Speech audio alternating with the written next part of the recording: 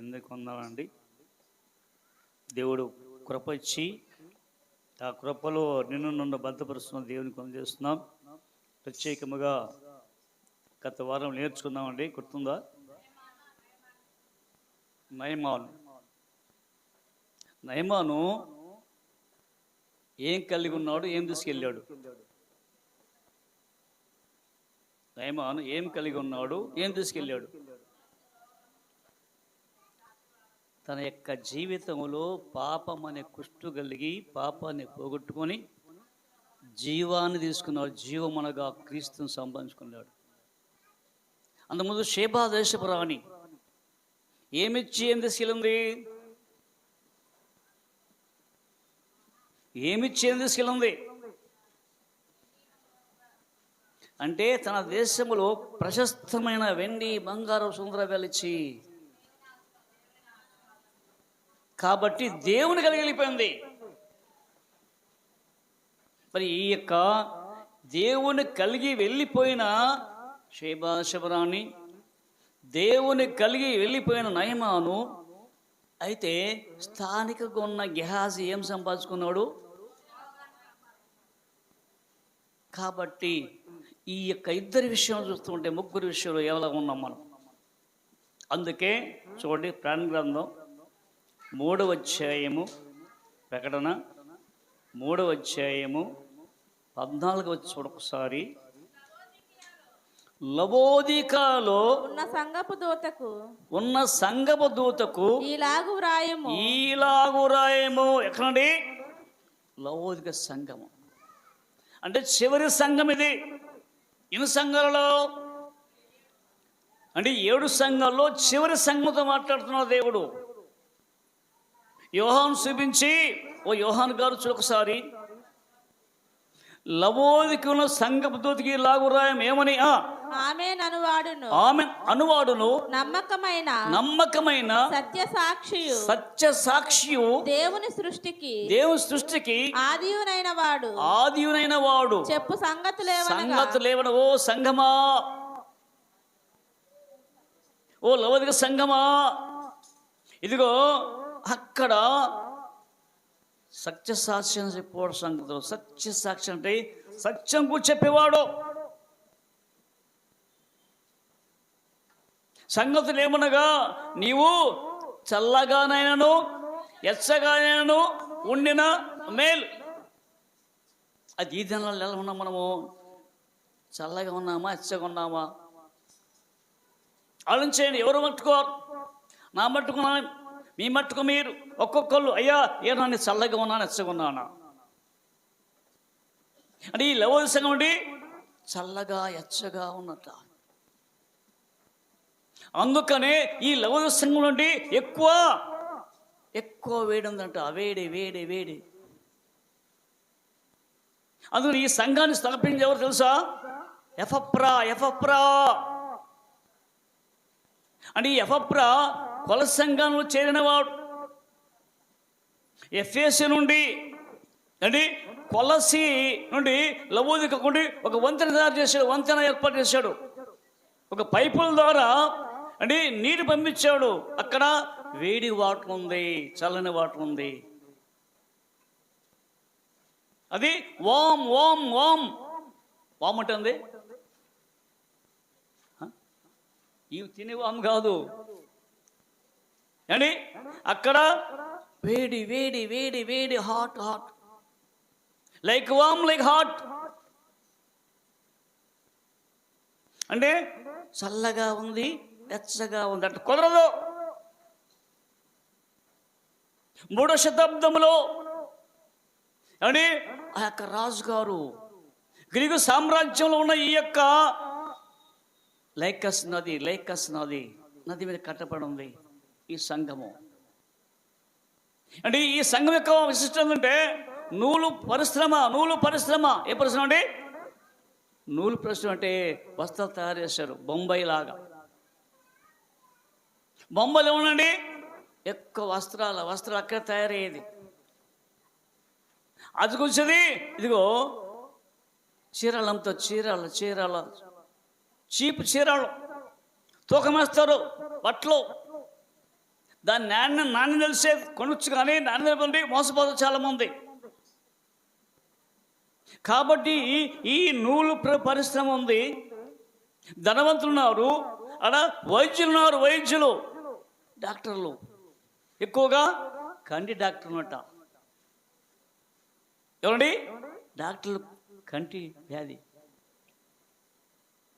అంటే మన దేహానికి ప్రధానమైనది ఏంది? కన్ను. కన్ను తేటగా ఉంటే దేహం అంతా తేటగా ఉంది, కాబట్టి అందుకని వాళ్ళగట తేటగా ఉండాలని. కాబట్టి ఇక్కడ అలాంటి స్థలంలో మాట్లాడుతున్నాడు యోహాన్. చూస్తున్నాడు, యోహాన్ తెలియజేస్తున్నాడు. దూత వచ్చి యోహాన్ చూడొకసారి. కాబట్టి ఎలాగున్నావు? చల్లగా ఉన్నావా, వెచ్చగా ఉన్నావా, ఎట్లా ఉన్నావు? అది నువ్వెస్థితులు ఉంటే నా నోటి నుండి ఉమ్మి వేస్తాను. ఉమ్మి అంటే బయట నెట్టేస్తా. మరి ఈ యొక్క ప్రాతకాలంలో ఆలోచిస్తున్నావా? అయ్యా నేనేమై ఉన్నాను? చదమ్మా. నీ క్రియలను నేను ఎరుగుదును. నీవు చల్లగానైనను వెచ్చగానైనను లేవు. నీవు చల్లగానైనను వెచ్చగానైనను ఉండిన మేలు నీవు వెచ్చగానైనను చల్లగానైనను ఉండక నులువెచ్చనగా ఉన్నావు గనుక నేను నిన్ను నా నోట నుండి ఉమ్మువేయను. అంటే ఎక్కండి అంటే నోట్లో ఏముంది? నేను నా నోటి నుండి నిన్ను ఉమ్మేస్తా అంటే ఎవరైనా ఉమ్మేసేది ఏంటంటే ఈ నోట్లో ఉమ్మంటే అదిగో డస్ట్బిన్లోకి వేస్తా. నా నోటి మాటలు నీరు లేకపోతే, నా వాక్యము నీ పెదవుల మీద లేకపోతే, నా వాక్యము నీ అంతరం లేకపోతే నువ్వు చూసి లాగి అంటే పనికిరాని వాళ్ళగా పడేస్తా అని ఉమ్మంటే. అంటే ఆ ఉమ్ము లోనికి వచ్చింది అనుకోండి, కేకరిస్తే అట్లా మింగేస్తావా? ఉమ్మును మింగేస్తారా? ఎందుకంటే ఎట్టి పరిస్థితి ముంగండి ఇవి కక్కాల్సిందే. కాబట్టి జాగ్రత్త ఓ సంగమా. వాళ్ళతో మాట్లాడే దేవుడు నీతో నాతో మాట్లాడుతున్నాడు, ఆలోచన చేయండి అంటూ. నీవు దౌర్భాగ్యుడవు, దిక్కుమాలిన వాడవును అంటే అండి మనమాట దౌర్భాగ్యం అందే. ఎంత సంపాదన కానీ అయిపోతుందయ్యా, భాగ్యం లేదు. నీవు దౌర్భాగ్యుడము, భాగ్యం పోగొట్టుకున్నావు, ధనాన్ని పోగొట్టుకున్నావు, సంపాదిస్తావు కానీ చిల్లిపోయిన సంచలేసినట్టుంది నీ యొక్క జీతం. కానీ ఏంటి దౌర్భాగ్యం అంటే వాక్యము నిలవట్లేదు హృదయంలో. అంటే వాక్యము ఏమైపోతుంది? లోనికి వెళ్తే రంధ్రాలు ఉన్నాయి. అంటే మన యొక్క తొట్లు ఎలాంటి అంటే నీరు నిలవని తొట్లుగా చేసుకున్నారు ఇశ్రాయేలు. ఆనాడు వాళ్ళకి నాకు, ఈనాడు నీకు నాకు చెప్తున్నాడండి, ఇదిగో నీ తొట్టి ఎలాగ ఉంది. తొట్టి ఏంటండి? ఏమండి తొట్టి ఏంటండి? ఇప్పుడు అక్కడ అపోస్తుల కార్యములలో చూస్తుంటే ఏమండి అక్కడ కుప్ అంటే ధనము నిల్వేసే స్థలం అంటది. కుప్ అంటే ధనాన్ని నిల్వ చేస్తుంది. అంటే ఎవరికి? ఈ ధనాన్ని తీసి అందరు పెట్టారు. ఏంటి ధనము? అదే వాక్యం అనే ధనము లోపల దాచబడి ఉంది.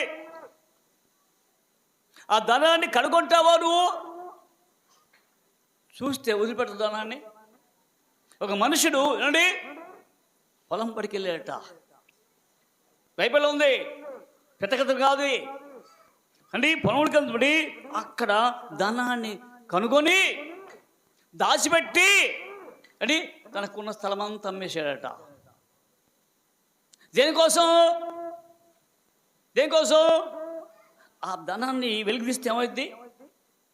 యజమానుడు వచ్చి, రే నా పొలములో ధనం ఉంటే నువ్వు తీసుకుంటావు, కుదరదు. కానీ ఇక్కడ ఆ యొక్క ధనాన్ని కనుగొని అది దాచిపెట్టాట. అంటే పనిచేసే వ్యక్తి ధనాన్ని కనుగొన్నాడు, ఆ ధనాన్ని కనుగొని పూర్తి చేసి వెళ్ళి, అయ్యా ఎంత ఇస్తావు నీ పొలాన్ని ఇంత చెప్పండి. తన కొంత ఆస్తి అంతా అమ్మేశాడు. అమ్మేసి కొన్నాడంట. ఇప్పుడు స్వాధీనం ఎవరిది? ఎక్కడ తెలుసా? ఎక్కడ తెలుసా? గ్రంథంలో విన్నారు ఎప్పుడన్నా? విన్నాం లేదా? మనకేం తెలుసు? చదివితే కదా. ఏదే కానీ చదివితే కదా తెలిసేది. చదవకపోతే తెలుస్తుందా? తెలియదు. సరే వదిలే. కాబట్టి ఇక్కడండి వాక్యం అనే ధనము సంపాదించడానికి ఇష్టపడుతున్నావా? కాబట్టి సోమ నీవు దౌర్భాగ్యుడవు, దిక్కుమాలిన వాడవు, దరిద్రుడవు. అంటే దిక్కుమాలినది దశ లేదు అందండి. అది ఎన్నిక లేనివాడయ్యా. ఇప్పుడు బయట అనుకోండి పిచ్చివాడు, అది దిక్కు దశ ఉందా? అవునా? ఎవడు దిక్కు దశలండి? అందుకనే సమాధి నివాసం చేసేవాడు, అది దిక్కుందా? ఎవడెవడు సమాధంలో ఎప్పుడు సమాధంలోను అని కొండల్లోను దాని దండను అని రాళ్ళతో కొట్టుకుంటున్నాడు. చాలా బంధించకండి అతడు తుత్తులు చేస్తున్నాడు. అంటే సంఖ్యల్లో ఏమయ్యాడు అతను? ఏమయ్యాడు అండి? అయితే ఎప్పుడైతే అలాంటి వాసం అంటే సమాధుల వాడి యొక్క నివాసము, ఎప్పుడు యేసు ప్రభు ఆ వ్యక్తి వస్తున్నప్పుడు చూచి సాగిలపడి, అయ్యా నీవు మాతో నీకేం పని? మనం బాధపడి వచ్చావా? కాబట్టి యేసు ప్రభు అట, అదిగో ఇది మనిషిని వదిలిపో, స్వస్థసిద్ధుడయ్యాడట.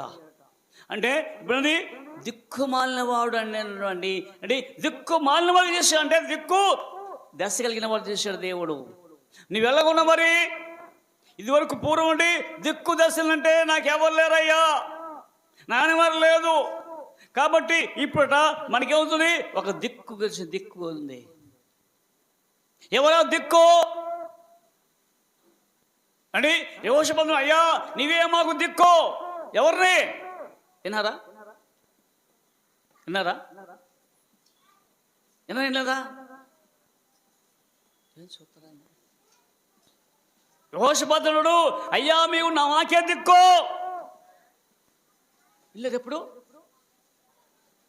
అరే ఎట్లా వాక్యం? అందుకే ఇది ఏంటి మన యొక్క తొట్లు ఎలాంటి అంట? రంధ్రాలు నేను నీళ్ళలోని తొట్లు. అందుకనే అక్కడ 2 గ్రంథములు 20:12 చూస్తుంటే అండి, అయ్యా నీవే మాకు దిక్కు అని ఎంతమంది చాలా మంది వస్తున్నారు. మోయాబీలు, అమ్మోనీయులు అండి, మోయోనీయులు యుద్ధంకి వస్తే అండి ఒక్కడేం చేస్తాడు? దిక్కు. కాబట్టి అందుకనే దిక్కుమాలిన వాడవు, దౌర్భాగ్యుడవు అంటే గుడ్డి వాడవు అంటే ఉంది. కన్నుడు కూడా చూడట్లా. ఎవరో ఏమనే కళ్ళు మరి ఎట్లా పోతే కళ్ళు ఉంటే మనకంటే పాపం అనే కళ్ళు ఉన్నవి. అందుకని ఈ పాపం అనే కళ్ళు కొట్టి కాటుకు కావాలా? ఏం కాటుగా? అందుకనే ఆ కళ్ళు లేని వాడికట్ట కాటుకు ఇచ్చారు. ఎవరండి ఇచ్చింది కాటుక? అన్నయ్య వచ్చి ఇదిగో ఆ యొక్క సౌలు మీద చేతుంచగా అది కళ్ళుండి పొర రాలిపోయినవి. ఏం పొరలు? పాపం అనే పొర. అందుకు గుడ్డి పడుకున్నాడు, ఏం చూడలేదు. దేవుని చూడలా. అది కాటుక. అంటే వాక్యము ఎప్పుడో వింటున్నాం కానీ అయితే దాన్ని అన్వయించుకోవట్లా, గుర్తుపెట్టుకోవట్లా. కాబట్టి దిక్కుమాలిన వాడవు, దరిద్రుడువు, తర్వాత గుడ్డివాడవు, దిగంబరు ఉంటుంది. వస్త్రాలు అందరికి వస్త్రాలు ఉన్నాయా? వస్త్రాలు ఉన్నాయి అందరికి? చెప్పలేదు. ఉన్నాయి లేదని చెప్తుంది. విగ్రహంలో మీరు దిగంబరులు. ఎట్లా? ఎట్లా ఉంటుంది దిగంబరుడు? నేను దిగంబరుని అయ్యా అండి, నేను దిగంబరుని. ఎట్లా చెప్పగలం దిగంబరుని అంటే తర్వాత చెప్పుకుందాం కానీ ఆ సోమ గుడ్డివాడవు దిగంబరుడవై ఉన్నావని ఎరుగక నేను ధనవంతుడను అండి, నేను ధనవంతుడు, ధనవృద్ధి చేసి ఉన్నాను, నాకేమీ కొదువలేదు. అంటే ఎవరంటే బైబుల్ అట్లా చెప్తుంది, నేను ధనవంతుణ్ణి, నేను ధనవంతు చేసుకున్నాను చెప్పగలరు ఎవరన్నారు? అలా చెప్పినాడు ఉన్నారా బైబిల్లో? నేను ధనవంతుణ్ణి, దగ్గర చేసుకుంటున్నాను, నాకేం కుదరలేదు అన్నవాడు ఎక్కుతున్నాడా? ఎవరు? ధనవంతుడా, నాకేం కుదరలేదు అన్నాడా? అది వేరు. ఇదేమన్నాడు? నేను దళిత చేసుకుంటున్నాడు, నాకేం కుదవలేదు, నేను ఐశ్వర్యంతోని, నీ ధనవంతుణ్ణి. లేదా కొత్త బాధకుంది కదా మీకు అండి? కొత్త బాధకుంది అంటే మనం ఈ చిన్న ఎప్పుడు ఏం లేదు కదా ఏమండి? చూడొకసారి హోషేయ గ్రంథం 12వ అధ్యాయము 8 చూడండి, 12:8.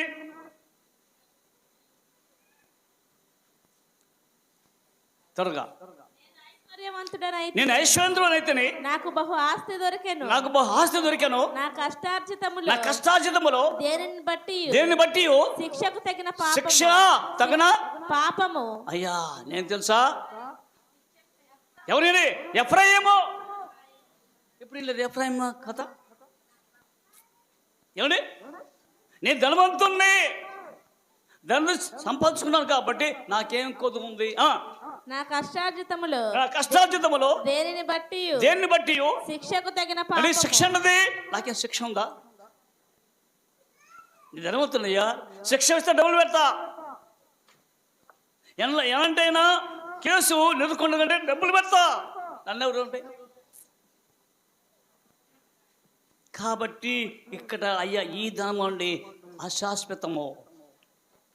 అందుకని ఒకసారి మత్తయి సువార్త 5:21.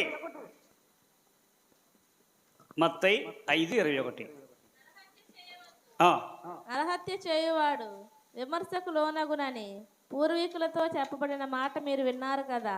నేను మీతో చెప్పినదేమనగా తన సహోదరుని మీద ఏం చదువుతున్నావు? 5 నీ ధనం ఎక్కడ ఉండునో నీ ధనం ఎక్కడ ఉండునో అక్కడనే నీ హృదయం ఉండును.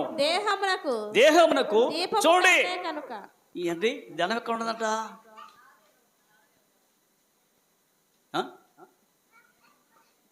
ఏంటి ఎక్కడ ఉంది? మీ దేహము అంటే ధనం ఎక్కడ ఉంది? మరి ఇక్కడ ఉంది. హోషేకి ఏముంది అంటే ఏముంది? దేహము. 6:21. 5:21 అమ్మా, 5:21.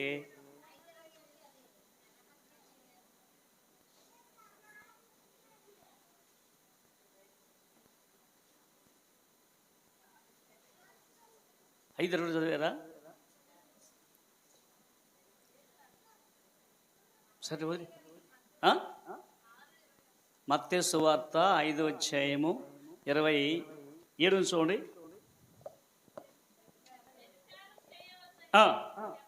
మాట మీరు విన్నారు కదా. నేను మీతో చెప్పున్నదేమనగా ఒక స్త్రీని మోహపు చూపుతో చూచి ప్రతివాడు అప్పుడే తన హృదయమందు ఆమెతో వ్యభిచారం. కాబట్టి ఇక్కడ చూడొకసారి ఎఫెసు పత్రిక 1 తిమోతి 6:10. 1 తిమోతి 6:10. 1 తిమోతి 6:10. తిమోతి పత్రిక. ధనాపేక్ష సమస్తమైన కీడులకు మూలము. ఇప్పుడు ఎఫ్రాయిం చేశాడు అంటే సమస్త కీడులకు మూలం. సమస్తమైన కీడులకు మూలము. కొందరు దానిని ఆశించి విశ్వాసం నుండి తొలగిపోయి. అంటే ఎఫ్రాయిమును ఏం చేశాడు? వాళ్ళ తండ్రి, వాళ్ళ తాత ఎవరు? యాకోబు. ఎందుకని కుడి హస్తం పెట్టాడు? ఎవరి మీద? ఎఫ్రాయిం మీద. ఎడమ శరీరం మీద పెట్టాడు. ఎందుకని? ఏమండి, ఇప్పుడు ఎఫ్రాయిం నుండి ఎఫ్రాయిం అయిపోయాట, అన్ని జనులు కలిసిపోయాడు, వ్యభిచారి అయ్యాడు, దొంగ అయ్యాడు, లోబయ్యాడు. కాబట్టి తన ధనాన్ని ఎంచుకున్నట. అందుకు ధనవంతులు పరలోక రాజ్యంలో ప్రవేశం నేరాడు. సూది బెజ్జములు వంచుదురుట. కాబట్టి చూడండి సోమ కొందరు ఆశించి దానిని ఆశించి విశ్వాసము నుండి తొలగిపోయి, అంటే ఇవ్వండి ధనం ఉంట విశ్వాసం తొలగిపోతారని అర్థం. కాబట్టి అయ్యా, నేను ధనవంతుణ్ణి, ధనం చూసుకున్నాను, నాకేం కొంచెం చెప్పుకుంటున్నావా? అయితే సోమ నీవు ధనవృద్ధి చేసుకున్నట్లు అగ్నిలో పుటము వేయన బంగారమును నీ దిశముగా సిగ్గు కనబడకున్నట్లు ధరించుకొనుటకు తెల్లని వస్త్రములు నీకు దృష్టి కలిగినట్లు నీ కన్నులకు కాటుగా నా యొద్ద కొనుమని. చూడండి, కాటుకుంటావా? మొదటి బంగారము పుటమంటుంది కాల్చబడతాం. అంటే నీవు అక్కడ దేవుని యొక్క సన్నిధికి వెళ్ళావు అనుకోండి, నీ యొక్క ప్రవర్తన కొలిములు వేసేటట్టుంటుంది. మన ప్రవర్తన గడ్డి కొయ్యకాలాగా ఉన్నదా? బంగారం వెండి వేస్తే ఏముంటుంది? అక్కడ నిలబడుతుంది. అటల్లో గడ్డి కొయ్యకాలు అండి. బంగారము వెండి ఆ దేశం ఏమవుద్ది? కొలిములో అగ్నిలో వేస్తుంది. కాలిపోతాయి? కొయ్యకాలు గడ్డి కాలిపోతుంది. కర్ర మరి ఎందుకే మిగిలేవేయి? ఏమైంది బంగారం? ఏమైంది బంగారం? ఏమైతే? ముద్ద అయితే మరి చైన్ వేసాం అనుకోండి, అట్లా ఉంటుందా? ఏమిది? మొత్తం చోట చేరుస్తుంది. ముద్ద ఉంది అన్నది అప్పుడు బంగారం. ఇది ప్యూర్ బంగారం, ప్యూర్ అంటే నీవు కాల్చబడాలా? దేంతో? వాక్యముతో కాల్చబడాలా. వాక్యం నీళ్ళకి రావాలి. కాబట్టి అందుకనే అగ్నిలో పొడవైన బంగారము.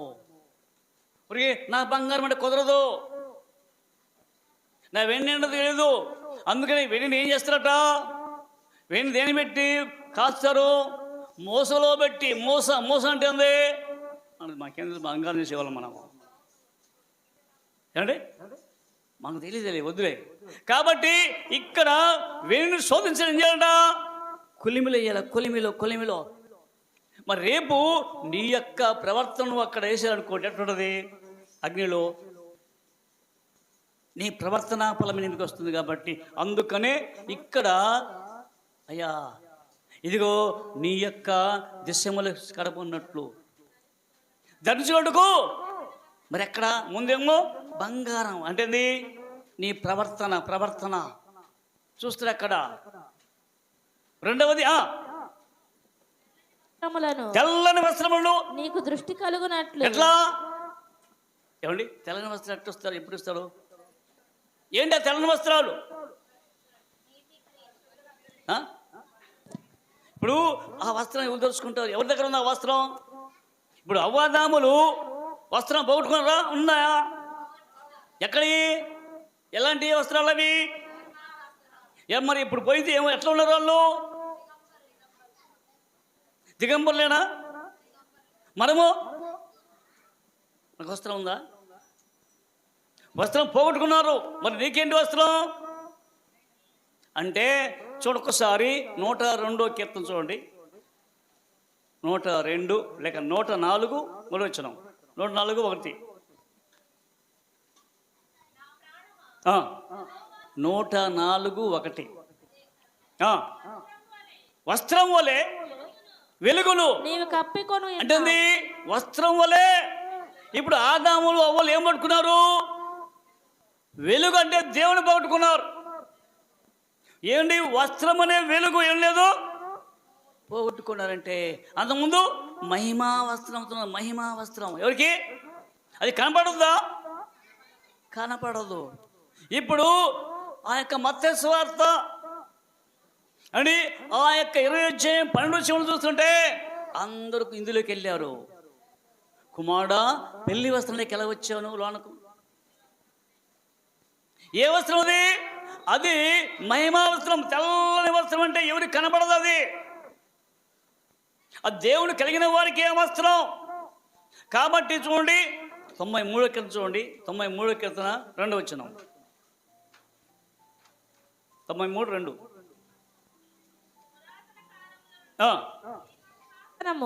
స్థిరమాయను, సదాకాలము ఉన్నవాడవు నీవే. యెహోవా రాజ్యం చేస్తున్నాడు. ప్రభావమును ఏంటిది? ప్రభావం అంటే పవర్. ఇందాకేమన్నాను? ఇందాకేం చెప్పాడు? వస్త్రము వెలుగు. ఇప్పుడే ఉంది వస్త్రం. ప్రభావం అంటే చూడండి, ముందు వెలుగు, ప్రభావము 2. మనం కలిగి ఉన్నావా? ప్రభావం కలిగి అదే మహిమ స్వరూపి అయిన క్రీస్తు రక్తములు కడగబడాలా. కాబట్టి మొట్టమొదటి ఎలా ఉంది? నీ యొక్క ప్రవర్తన విషయంలో అగ్నిలో పుటము వేయబడిన బంగారంగా ఉన్నావా? రెండవది వస్త్రం. ఏ వస్త్రం అండి? ఏ వస్త్రము? తెల్లని వస్త్రము. అందుకు ఒకసారి మార్కు సువార్త 9:2 చూడండి. 9:3 మార్కు 9:3.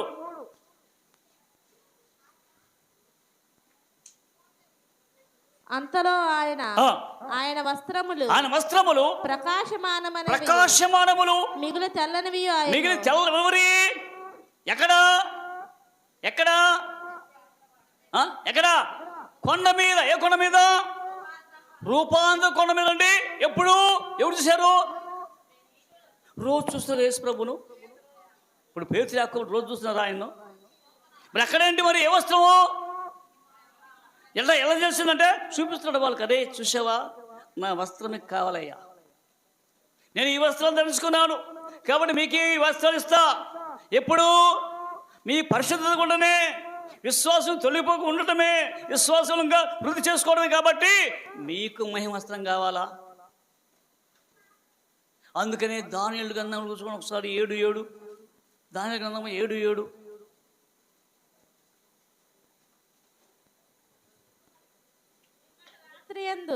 నాకు దర్శనములు కలిగినప్పుడు నేను చూచుచుండగా ఘోరమును భయంకరమునగు 4వ జంతువు ఒకటి కనబడెను. అది తనకు ముందుగా ఉండిన ఇతర జంతువులకు భిన్నమైనది. అది మహాబల మహత్యములు. 9:7. ప్రభువా, నీవే నీతిమంతుడవు. మేమైతే సిగ్గుచేత ముఖ వికారం పొందిన వారు మేము నీ మీద తిరుగుబాటు చేస్తుమి. దానిని బట్టి నీవు సకల దేశములకు మమ్మును తరిమితివి. యెరూషలేములోను యూదయ దేశములోను నివసించుచు స్వదేశవాసులుగా ఉన్నట్టు. అయ్యా అంటే ఇక్కడ ప్లాన్ చేస్తూ అక్కడ అంటే 10వ అధ్యాయములో 12 చూడండి. 10-12. అప్పుడు అతడు దానియేలు భయపడకుము, నీవు తెలుసుకొనవలెనని నీ మనస్సును అప్పగించి దేవుని ఎదుట నిన్ను తగ్గించుకొని ఆ మొదటి దినము మొదలుకొని నీవు చెప్పిన మాట. ఇక్కడ ఉపవాస ప్రార్థన ఎప్పుడండి? ఎప్పుడైతే ప్రార్థన చేస్తున్నా మిఖాయేలు వచ్చిందంట, అపవాదిని జయించింది. 21 రోజులు అయిన తర్వాత అండి దగ్గరికి వచ్చింది. ఎవరి దగ్గరికి? దాని దగ్గరికి వచ్చింది. దానిలో నువ్వు బహుప్రియుడవు, ఎందుకంటే ప్రియుడు కాబట్టి ఇదిగో నేను నీకు కనపడుతున్నా అంటే మిఖాయేలు అనగా దేవుని యుద్ధం చేసేవాడు దేవునితో. కాబట్టి ఇక్కడ దానియేలు చూశాడు దర్శనాన్ని. కాబట్టి మహిమా వస్త్రం ధరించుకొని ఇష్టపడుతున్నావా? ఇదిగో నీ దిశముల కనపడుకున్నట్లు ఏంటి అదిగో తెల్లని వస్త్రము. అందుకనే ఎవరికి ఇస్తారు వస్త్రాన్ని? ఎవరికి ఇస్తారు? చూడొకసారి ప్రకటన 6:9. ప్రకటన 6:9. ఆయన 5వ ముద్రను విప్పినప్పుడు, ఆయన 5వ ముద్ర ఇచ్చినప్పుడు దేవుని వాక్యము నిమిత్తము, చూడండి, ఆలోచించండి, దేవుని వాక్యం నిమిత్తము, తామిచ్చిన సాక్ష్యము నిమిత్తము. దేవునంట అంటే దేవుని వాక్యం అంటే దేవుని కొరకును, ఆమె సాక్షి కొరకును వధింపబడిన వారి ఎవరండి అంటే దేవునికి చంపడిన వారు. నేను దేవుని కలిగి ఉన్నాను, మీరన్నా చేసుకోండి, నా ప్రాణమే కదా, తీసుకోండి అనే వాళ్ళు ఉన్నారా? ఇక్కడ అంట అదిగో అసాక్షిన వారట. అంటే వీళ్ళు అందరూ ఊరికి చంపేయటం. వధింపబడిన వారి ఆత్మలను బలిపీఠం క్రింద సూచిదని వారు సత్యస్వరూపి పరిశుద్ధుడా ఎందాక తీర్పు తీసుకుందాము మా రక్తము నిమిత్తము భూనివాసులకు. అయ్యా ఇదిగో మా రక్తం అంతా భూమి ఒలికించామయ్యా, నీ కోసం మా ప్రాణాన్ని తండ్రి దానంగా ఇచ్చామయ్యా. మరి ఏంటి ఎప్పుడు మాకు విడుదల ఎప్పుడు? మా రక్తము నిమిత్తము భూనివాసులకు అంటే భూమి మీద ఉన్నారే నరహంతకులు, వారికి ఎప్పుడే ప్రతిదండ, ఇప్పుడు ప్రతీకారం ఎప్పుడు, వారికి ఎప్పుడు శిక్ష ఎప్పుడు? ప్రతిదండన చేయకయు ఉందువని బిగ్గరగా కేకవేయగా తెల్లని వస్త్రము వారిలో ప్రతి వారికి. ఎందుకని? ఎవరికి? మరి నీకేళ్ళు నేను చేయాలి? నువ్వు దేవుడు జీవిస్తావా? వాళ్ళు ప్రతి వానికి తెల్ల వస్త్రం అంటే ఇదిగో ఈ మహిమ వస్త్రం, పై ప్రభావ వస్త్రం. ఏమండి ఇదిగో ఆ రేకండి ఎర్ర రక్తము. ఇక్కడ ఒక్కసారి యోచిస్తున్నావా? ఈ యొక్క రక్తవర్ణము కలిగిన వాడు ఎవరైనా, శోభిత వస్త్రం కలిగి గంభీర నడుచువాడెవడు? 9వ కీర్తనలో ఒకసారి ఆయనే క్రీస్తు నీ కొరకు ఆ యొక్క రక్తమంతా శిరస్సు మీద నుంచి కారి భూమిలో మొరపెడుతుంది. ఏ మీద రక్తం మొరపెట్టినట్టుగా నీ కోసం మొరపెడ, అయ్యా ఇంకా మార్చంతావా? కాబట్టి ఏమండి మొత్తము బంగారము, పుటమైన బంగారంగా ఉంటావా? నీ దేశంలో కనపడినట్టు. అంతేకాదు నీకు దృష్టి కలుగునట్లు నీ కన్నులకు కాటుకను, నీ దృష్టి కలుగు నీ కళ్ళకు కాటుకను. ఎందుకు కాటుక అండి అనగా చూడొకసారి కీర్తనలు 19:8 ముగిద్దాం. 19:8 యెహోవా ఉపదేశములు నిర్దోషమైనవి, అవి నా హృదయమును సంతోషపరచును. యెహోవా ఏర్పరచిన ధర్మము నిర్మలమైనది, అది కన్నులకు వెలిగించును. ఏంది ఇచ్చేది? ధర్మశాస్త్రం అంటుంది లా అంటుంది చట్టము. చూడండి దేవుని వాక్యమే ఏది వెలిగించేది? మరి వెలిగిస్తుంది నీకు రోజు కరెంటు పద్ధతి ఉంది, వెలిగిస్తాడా? అందుకనే అపోస్తలుడైన పౌలు కూడా ఇదిగో దమస్కు మార్గం నడుచుండగా ఏంటి చీకటి కమ్ముంది, పడిపోయాడు. ఏం లేదు అందుకే, ఏం లేదు, కళ్ళకు అదిగో 3 రోజులు అన్నం పానం లేదట. ఎంత కళ్ళు తెరిచాడా? ఏమైంది? ఎప్పుడు చెడు వెలుగు చేతులుంచగానే ఎవరు? అప్పుడు పొరల వంటివి రాలిపోయి ఇప్పుడు చూశాడు. ఇప్పుడు దేవుని వాక్యాన్ని అనుసరించాడు కాబట్టి అందుకని కాటుక. ఈ కాటుక కాదు, వాక్యం అనే కాటుగా. చూడండి ఒకసారి, అందుకే సొలొమోను తరచు రాస్తున్నాడు. చూడండి 6:23 సామెతలు 6:23.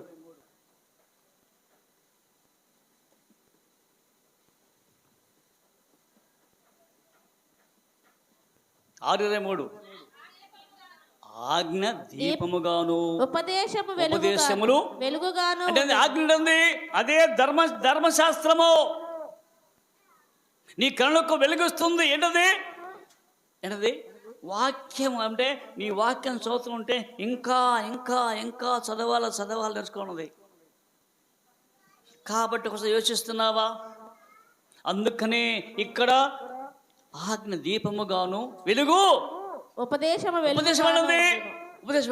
వాక్యం ఉపదేశం వింటున్నారు, రోజు వింటున్నారు ఉపదేశం. వెలుగుందా? వెలుగు వస్తుందా? చీకటి వెళ్ళిపోదమా? ఇక్కడ వెలుగు చూస్తాం. అట్ట కాదు, ఎప్పుడు చీకటి కాదు, వెలుగు ఉండాలట. కాబట్టి అదే 119 చూడండి, 119 కీర్తన 18 వచ్చినాం.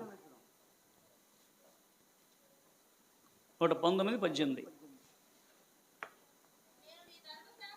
నేను నీ ధర్మశాస్త్రమునందు ఆశ్చర్యమైన సంగతులు చూసినట్లు కన్నులు తెరువు. అదేంటి? ఏంటండి తెరిచేది అంటే అర్థం? మూసుకున్నాడా దావీదు? చెప్పండి. అయ్యా నీ ధర్మశాస్త్రం నుండి చూసిన నా కళ్ళు తెరువు అంటే మనం తెరవట్ల కళ్ళు. ఏ కళ్ళు ఉన్నవి? పాపం అనే కనులు, పాపం చూసే కనులు, దుర్మార్గం చూసే కనులు, వ్యభిచారం చూసే కనులు, దొంగ చూసే కనులు. కానీ అట్ట కాదట, వాడి కనపడదు. నాకేంటి? నీ యొక్క ధర్మశాస్త్రం చూడ నా కనులు తెరువు అంటుంది. దేవుడు తెల్లవారలేదు, దేవుడు తెరిస్తేనే, లేకపోతే అయ్యా ఈ గుడ్డివాని కనులు తెరువు. వెళ్ళినప్పుడు అదిగో అతని చేతిలో చేయి, నువ్వు వెళ్ళు శిలోను కోటికి వెళ్ళు, కడుక్కో. ఏమయ్యాడు? అందులో గుడ్డివాడు ఏమయ్యాడు? చూపు పొందాడు. మరి మనం చూడండి, రక్షింపండి, నీవు చూపు ఉందా లేదా? మనకి సరిగ్గా ఉందా లేదా చూపు? మళ్ళీ పోగొట్టుకుంటామా? చెప్పండి, ఎవరు చూపు ఉందా లేదా? మరి ఏది వెలిగాడు ఉంది, చూపు ఉన్నట్టుంది అనుకుంటాం మనం, కానీ లేదా? కాబట్టి ముందండి అదిగో పుటం వేస్తాడు ఓ రోజున. అప్పుడైతే కుదరదు. ఎంత వేస్తావు పుటం వేస్తాడ నిండే మన క్రియలను చూస్తాడు. అక్కడ పక్క పెట్టి చూస్తాడు, అంటే తక్కెరలు పెట్టి, అయ్యా ఇదిగో నీ క్రియలు బాగున్నాయి. కాబట్టి నీ యొక్క బంగారం ఎట్టుంది? బంగారము చూస్తే బంగారం అంటే విలువ. ఇప్పుడే బంగారం అంటే ఎప్పుడు విలువే. దాన్ని తగ్గుద్దా? బంగారం విలువ తగ్గుద్దా? ఏం తగ్గదు మరి? వెండి కంటూ ఉండదు, బంగారం ఎక్కువ. తక్కినవి విలువ లేదు. బంగారము మరి పుటం వేస్తాడు అంటే అగ్నిలో వేస్తాడు, నీ క్రియలన్నీ ఏమి నిలబడుద్ది. కాబట్టి అదిగో. అంతేకాదు, నీకు తెల్లని వస్త్రం కావాలంటే ఏం కావాలి? తెల్లని వస్త్రం కావాలంటే ఏం చేయాలి? ఇప్పుడు మళ్ళా వచ్చి ప్రభువును అంకంటే ఎప్పుడుది మళ్ళీ తెల్ల వస్త్రం ఇస్తాడంటే ఎవరు? ఆదాము కావు. అందుకని ప్రేమయుడు కాబట్టి మరలా వారిని చూపించయ్యా, ఇదిగో నీ ఇస్తా మళ్ళీ తెల్లని వస్త్రం. అపవాదిని చోటించారు కాబట్టి ఇదిగో మళ్ళీ తెల్లని వస్త్రం తీసుకోండి. ఇంక దిబ్బనులు కావాలి, వాళ్ళు దిగంబరులు కావాలి. అంటే కను కాటుక అంటే ఈ కాటుక అంటే వెలుగు. నీకు రోజు వెలుగు కావాలంటే అంటే చాలా పెట్టుకుంటారు. ఎవరు? సాయిబులు ఎక్కువ ప్రతిరోజు పెట్టుకుంటారు. ఏంటి తెలుసా? ఎందుకు? కళ్ళు పెద్దగా కనపాలని, అది కాదు. అది మనకు దేవుడు అట్లా చెప్పాలా. మీ కళ్ళు కాటుకుంటే నా దగ్గర అంటే ఇదిగో వెలుగుగా నేను వస్త్రం తెలుసుకున్నా, వెలుగు వస్త్రం తెలుసుకున్నా, అలాంటి వెలుగు కావాలా? అది అంటే మహిమాస్త్రం అంటే మహిమ అంటే ఆత్మ అంటే దేవుని ఆత్మ వాడు మహిమాస్త్రం ఉంటుంది. శివుడికి చదవమ్మా ముగిద్దు. నేను ప్రేమించు వారందరినీ. ఎందుకని చూడండి, ప్రేమించడం గద్దిస్తుంటే నువ్వు మనకి రావు, నువ్వు పనిచేయండి అంటే ప్రేమించడం శిక్షి గద్దిస్తుంటే మనం అంటే నన్నే అంటున్నారంటే ఏమనుకుంటావు? నన్నే అంటున్నారు, నన్నే తిడతారు, నన్నే అంటున్నారు అంటే ఏమంటుంది? ఎందుకని ప్రేమించాలని శిక్షని గద్దిస్తున్నాడు. కనుక నీవు ఆసక్తి కలిగి చూడి, ఆసక్తి మారుపడుతుంది. చివరికండి ఈ యొక్క వాక్యం అయ్యా ఆసక్తి ఉందా? ఆసక్తి కలిగి మారుమనసు పొందో ఓ సంగమా అని అదిగో ఆ యొక్క లౌకిక సంఘాన్ని హెచ్చరించగా ఈనాడు నేను నన్ను హెచ్చరిస్తున్నాడు. ఆసక్తికి మారు మనసు పొందుతావా? నీకు దేవెలా, నీ ఆయన రాజ్యంలో కొరమట్టుకుంటావు. కాబట్టి ఈయన్ని చెప్పుచు ఆసక్తి, ఏం ఆసక్తి? ఈ 40 రోజులు ఆసక్తి అవుతుంది. తర్వాత అని ప్రతిరోజు ఆసక్తి వస్తున్నా మంచిదే. ఎప్పుడు దాకా ఉండాలా ఆసక్తి? అంటే మన జీవితాంతం వరకు ఉండాలట, చనిపోయే వరకు ఉండాలి ఆసక్తి. అలాంటి ఆసక్తి కలిగి మారు పొందండి. కాబట్టి ఒకసారి యోచించి, ప్రభా లవోది సంఘంలో మాట్లాడిన ప్రభా కొద్ది నిమిషాలే ప్రభా ధ్యానించాం. చెప్పాలంటే చాలా వినాలయా.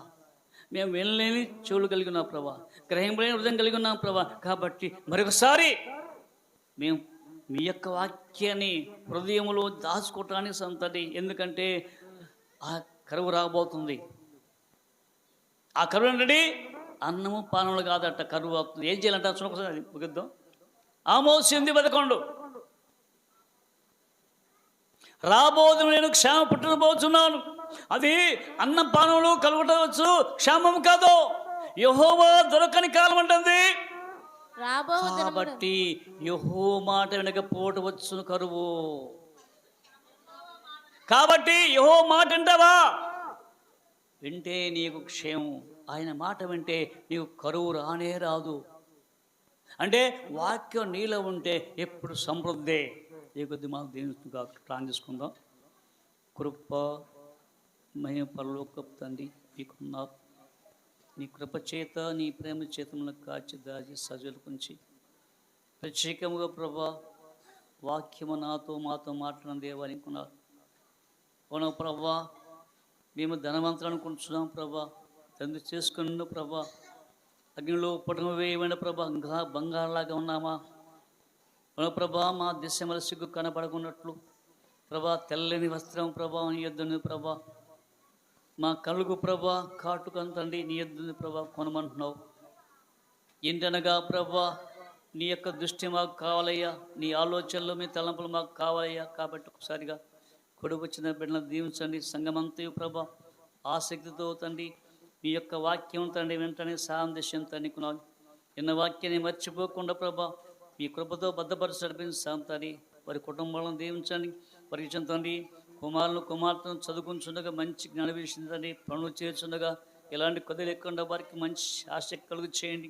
ఈ లోకంలో ప్రభా ఏమినగా నిస్ప్రభని కలిగి ఇది ఒక్కరిని దీవించి నడిపించండి. ప్రత్యేకంగా 4-5 తరగతులను తండ్రి ఆ కొడుకులో నడిపించండి.